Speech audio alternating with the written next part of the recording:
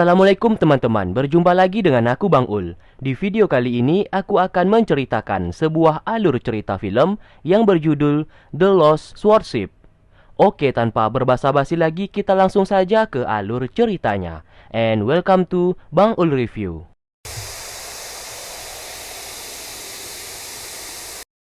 Di awal kisah, kita diceritakan kalau dunia persilatan saat ini telah dikuasai oleh sekte Tianzhou yang dikenal sangat jahat dan brutal. Para pasukan sekte tersebut memberikan informasi kalau saat ini tidak ada lagi pendekar yang boleh berkuasa. Siapapun yang merasa diri mereka pendekar harus segera melapor dan harus bekerja sama untuk sekte Tianzhou. Apabila tidak menuruti perintah, maka akan langsung dibunuh. Di lain sisi, terdapat pendekar yang bernama Ding Yu yang tidak menuruti perintah dan langsung diserang untuk dibunuh oleh pasukan tersebut. Ia pun kalah dan hampir tewas.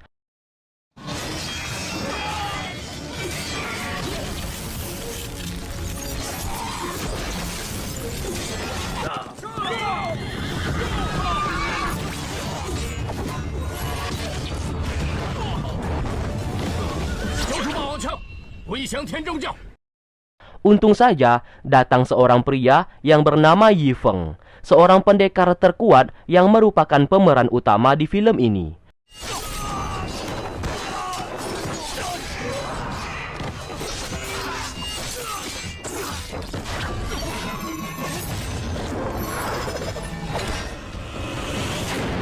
Setelah berhasil menghabisi pasukan sekte Tianzhou, ia pun mencuri uang milik pasukan tersebut.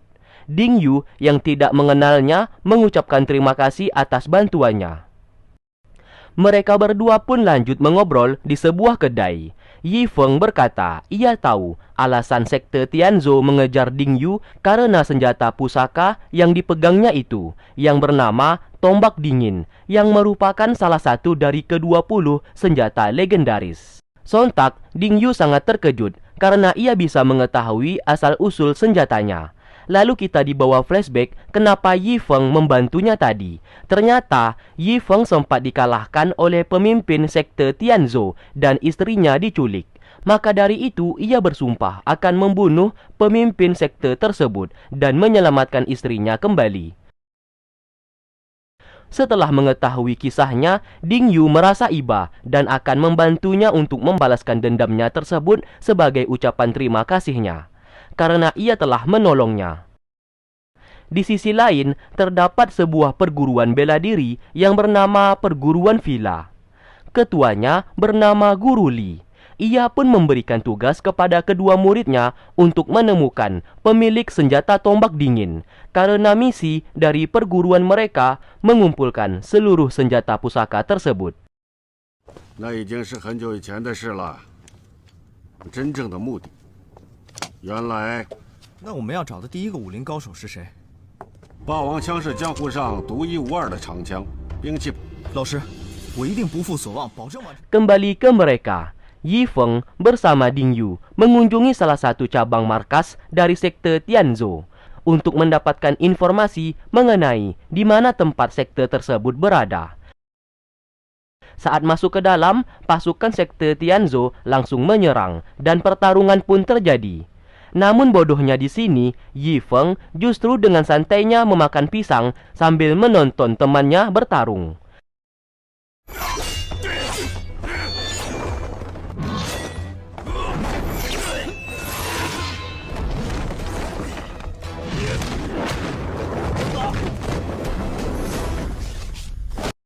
Setelah berhasil mengalahkannya, Yi Feng bertanya mengenai lokasi sekte Tianzhou.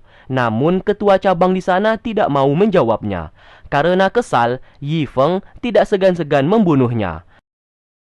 Hal tersebut membuat Ding Yu menjadi marah karena mereka tidak akan bisa mendapatkan informasi apa-apa kalau Yi Feng melakukan hal itu. Sebelum pergi, Yi Feng sempat-sempatnya memungut uang bekas warga yang bermain judi tadi. Lalu mereka beristirahat di sebuah kuil tua. Di sana, Ding Yu bertanya kenapa ia tidak pernah menggunakan pedangnya saat bertarung dan memilih menggunakan senjata lain. Yi Feng menjawab ia tidak akan menggunakan pedang tersebut apabila sebelum nyawanya benar-benar terancam. 这把剑太厉害。 Di malam hari, mereka berdua lanjut mengobrak-abrik cabang markas sekte Tianzhou di tempat lain dan bertarung melawan kedua wanita kembar yang merupakan ketua cabangnya. Seperti biasa, Yi Feng hanya duduk manis sambil melihat Ding Yu bertarung di sana.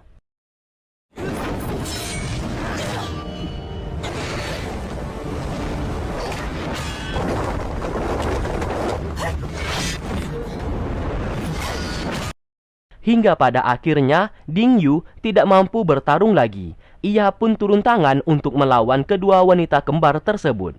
Yi Feng yang cerdik menggunakan tongkat besi untuk bertarung dan menghancurkan tangan besi yang digunakan oleh kedua wanita itu dan berhasil mengalahkannya.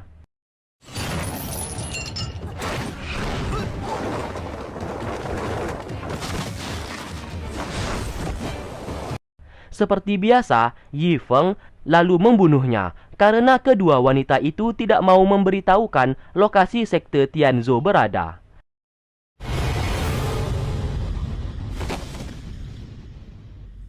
Di sisi lain, Guru Li bersama kedua muridnya yang bernama Zong dan Su Min sedang berlayar untuk menemukan pemilik senjata tombak dingin, dan pergerakan mereka harus sembunyi-sembunyi supaya sekte Tianzhou tidak tahu. Karena diketahui, sekte Tianzhou yang dikenal jahat itu juga sedang mengumpulkan senjata legendaris. 跟天真教作对， 是眼下最重要的事。 Sedangkan mereka berdua saat ini melawan seorang pria tangguh, ketua cabang markas sekte Tianzhou di tempat lain. Dan seperti biasa, Yi Feng yang laknat dengan santuinya duduk makan pisang sambil memperhatikan Ding Yu yang sedang bertarung.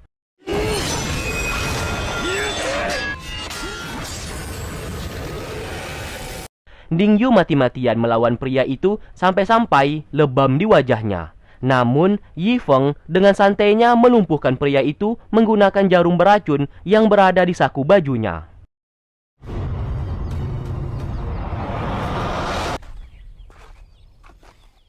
Singkat cerita, di sekte Tianzhou, pemimpinnya yang menggunakan topeng bernama Bambang. Ia pun sangat terkejut melihat mayat-mayat dari ketua cabang markas miliknya yang kini telah mati.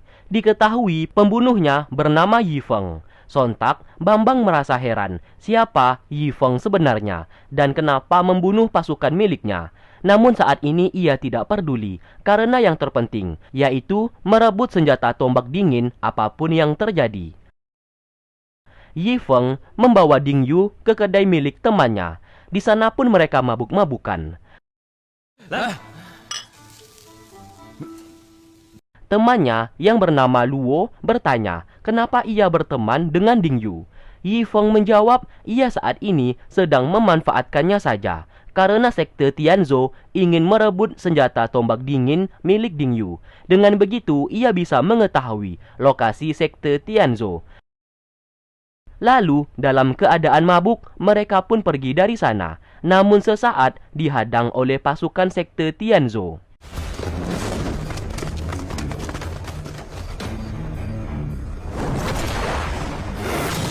Mereka pun akhirnya bertarung di sana.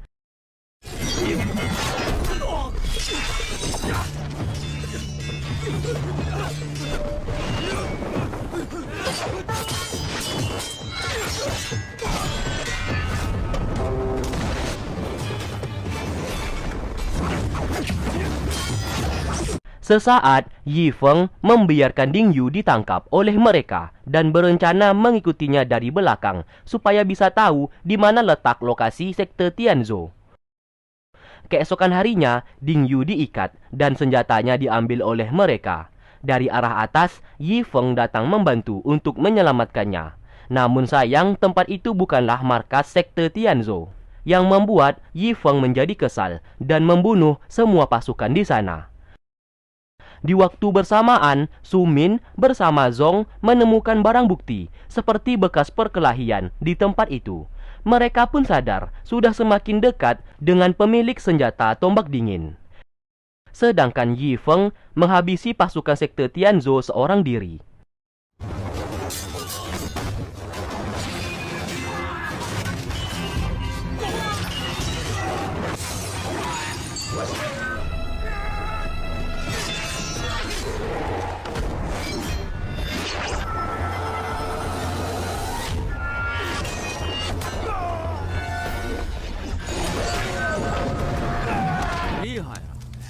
绝招当然是最后用喽。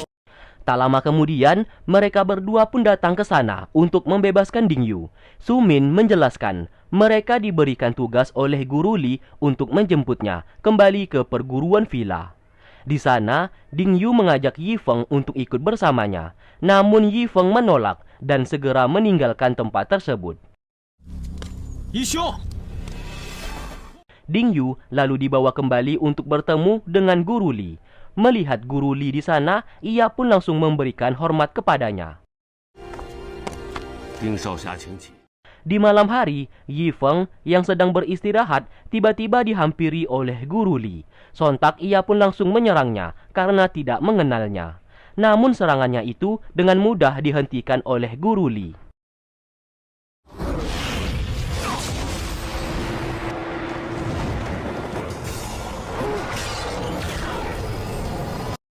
Setelah itu, Guru Li mengatakan kedatangannya saat ini untuk mengajaknya bergabung ke dalam perguruan villa agar bisa membasmi sekte Tianzhou. Yi Feng memberikan 4 persyaratan. Apabila disetujui, maka ia akan mau bergabung. Syarat yang pertama, ia tidak suka diatur. Yang kedua, ia ingin membunuh Bambang dengan tangannya. Yang ketiga, ia tidak mau menggunakan nama perguruan villa milik Guru Li untuk berbuat sesuatu hal. Dan yang terakhir, ia ingin tetap minum arak sesuka hatinya. Guru Li menyetujui 3 persyaratan itu. Namun yang terakhir, ia tidak bisa menyetujuinya karena minum minuman keras dilarang di perguruannya. Sontak, Yi Feng langsung menolak untuk bergabung dan langsung pergi dari sana. Di tempat lain, terdapat seorang pendekar yang menggunakan tombak cahaya yang tiba-tiba membunuh beberapa pria yang sedang berjudi.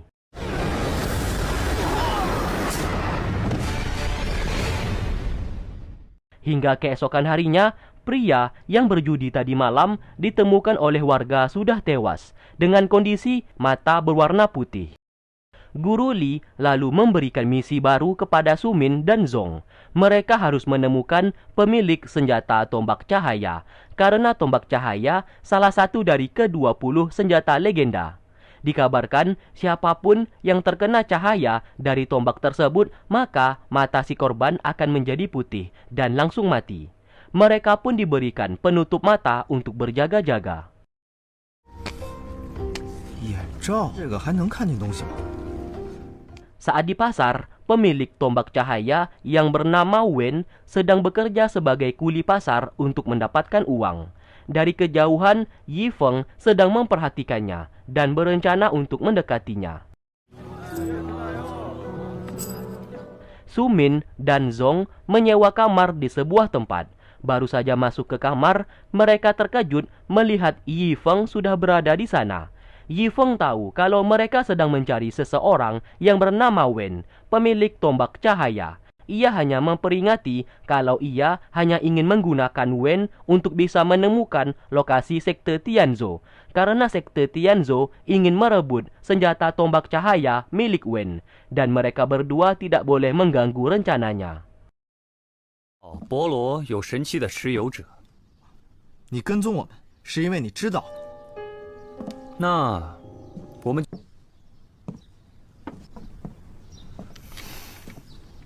Keesokan harinya, Wen sedang memperhatikan seorang wanita buta yang matanya berwarna putih.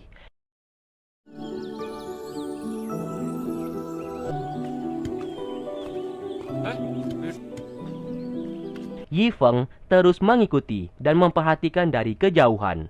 Lalu setelah itu, Yi Feng menantangnya bertarung. Kalau ia kalah, maka Wen harus mengikuti perintahnya. Siapa sangka, Wen ternyata begitu lemah. Bahkan sekali serang dari Yi Feng membuatnya menjadi kalah dan pingsan di tempat.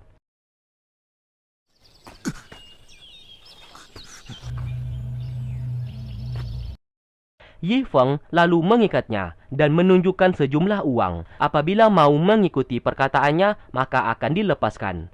Melihat uang di sana, Wen matanya langsung hijau dan setuju. Yi Feng bertanya kenapa ia selalu memperhatikan wanita buta tadi.